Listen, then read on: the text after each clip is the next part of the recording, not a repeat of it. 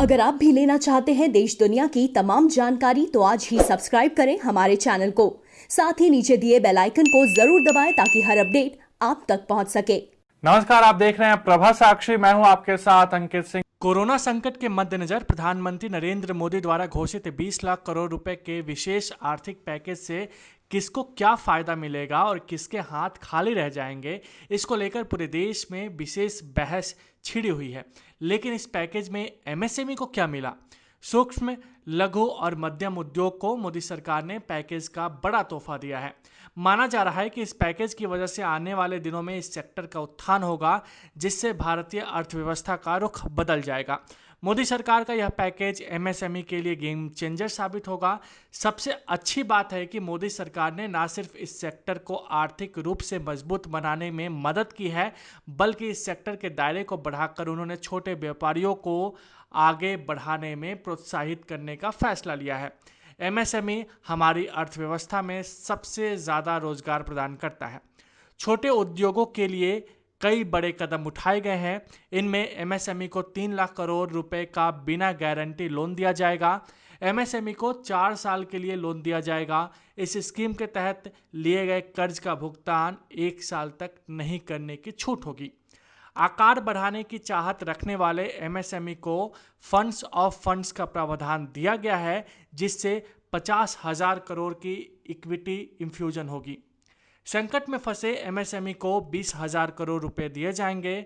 सक्षम एमएसएमई जो कोरोना की वजह से परेशान हैं, उन्हें कारोबार विस्तार के लिए 10,000 करोड़ रुपए फंड्स ऑफ फंड्स के माध्यम से सहयोग के रूप में दिया जाएगा। जो एनपीए हैं और जो लॉकडाउन के चलते परेशानी में हैं, उन्हें इस कदम से फायदा होगा।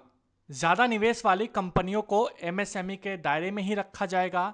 पहले सिर्फ निवेश के आधार पर तय किया जाता था, अब टर्नओवर के आधार पर भी एमएसएमई की परिभाषा तय होगी। 25 लाख से 1 करोड़ का निवेश करने वाले उद्योग धंधों को सूक्ष्म उद्योग की श्रेणी में रखा जाएगा। वहीं मीडियम के लिए भी निवेश की सीमा 20 करोड़ तय होगी। कारोबार 5 करोड़ रुपए तक खो जाने पर भी सूक्ष्म उद्योग का लाभ मिलता रहेगा। यह उत्पादन और सेवा दोनों ही तरह की कंपनियों पर लागू होगा। 200 करोड़ तक के सारे टेंडर ग्लोबल टेंडर नहीं होंगे। एमएसएमई का बिजनेस करना आसान होगा। आत्मनिर्भर भारत अब मेक इन इंडिया के तहत ही आगे बढ़ेगा। सरकार या सरकारी कंपनियों के पास इन कंपनियों का जो बकाया होगा, अगले 45 दिनों में सरकार उसका भुगतान करेगी या करवा देगी। एमएसएमई क्षेत्र के जिन कर्मचारियों का वेतन 15,000 रुपये तक है, उनका पीएफ का हिस्सा सरकार जमा कराएगा। एमएसएमई को ई मार्केट से जोड़ा जाएगा। बाजार तक पहुंच बनाना आसान साबित होगा।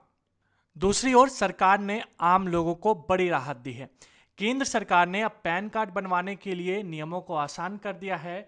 वित्त मंत्री निर्मला सीतारमण ने आधार आधारित ई-केवाईसी लॉन्च कर दिया है। इसके जरिए 10 मिनट के भीतर आपको पैन कार्ड जारी कर दिया जाएगा। इसमें विस्तृत आवेदन फॉर्म जमा करने की जरूरत नहीं होगी। इसके पीछे का उद्देश्य पैन आवंटन की प्रक्रिया को सुगम बनाना है। केंद्रीय प्रत्यक्ष कर बोर्ड ने कहा है कि यह सुविधा उन पैन आवेदकों को उपलब्ध होगी जिनके पास वैध आधार नंबर है और उनका मोबाइल नंबर आधार से जुड़ा हुआ है। आवंटन की प्रक्रिया दस्तावेज रहित होगी और आवेदकों को इलेक्ट्रॉनिक पैन निःशुल्क जारी किया जाएगा।